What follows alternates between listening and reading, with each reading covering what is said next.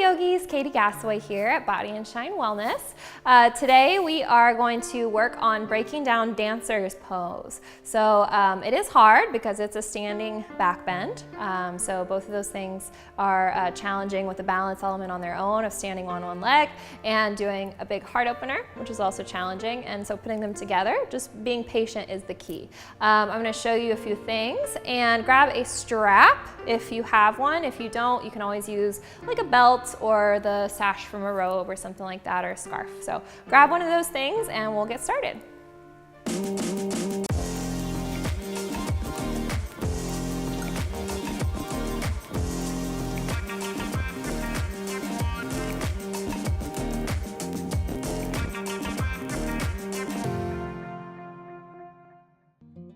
All right, yogis, so we are going to start with our dancer's pose, just kind of breaking down the elements of dancers itself. And I'll show you unmodified first, so just the standard pose without a strap. Then we'll work with the strap. We'll also work with the wall for a little more balance support. And then we'll use a strap to make it a little bit more intense or more challenging, showing you maybe a more advanced way you can work up to doing it. So lots of layers, stay tuned, even if you feel like you have dancer's pose down, probably something new to try. So with dancers, you start by lifting one leg up, using the balance on your standing leg. If you haven't checked out the balance drill video, great to go practice that to warm up for this. Also puppet pose video, great warm up as well.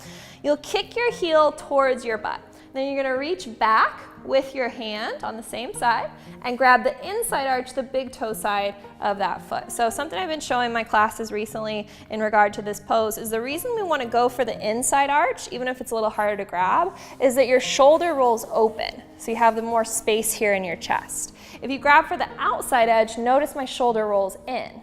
So I'm losing all of that opening, right? Because the joint wants to just go forward because it's on the outside. So using instead that little bit of leverage of your foot to open up even more, rolling the shoulder down and back. So once you have a hold of the foot, this might be as far as some of us get, and that's totally fine. Just practicing here, balancing on one leg.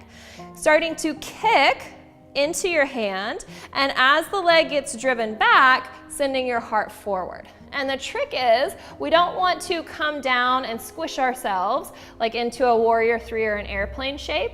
We want to keep lifting up through the chest, sending that lift into the thoracic spine, so that area between the shoulder blades there, just like you would in puppy pose. Whoops, too much moving around. So as you kick into your hand, lifting your heart, kicking a little more, lifting your heart, kicking a little more, and keeping your gaze really steady so that you can stay balanced during that process. And it is just a little bit give and take. So you're gonna have to work your way into it. You know, a little bit of lifting through the chest, a little bit more kicking in the leg, and keep going just a little at a time. Those of us who maybe can't quite grab our foot just yet, maybe you have tight quads, maybe you have tight shoulders, could be lots of things.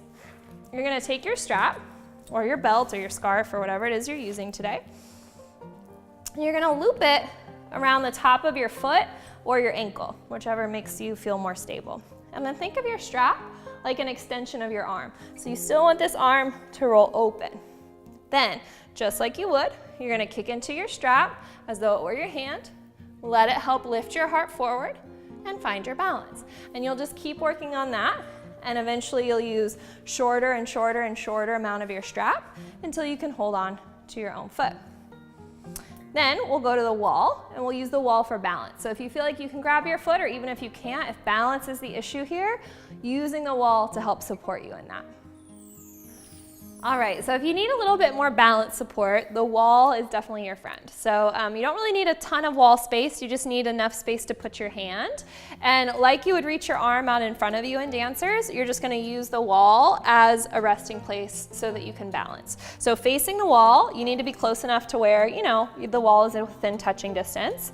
You'll kick your heel up in towards your glutes, find a hold of your foot, and then just use the wall to help you balance. This will also help if you struggle keeping your chest up. So if your chest kind of wants to fall, if maybe you're working on building that core strength or shoulder strength to lift yourself up, you can use the wall to kind of press into to help lift your heart. So your chest ultimately is more facing the wall than it is the floor.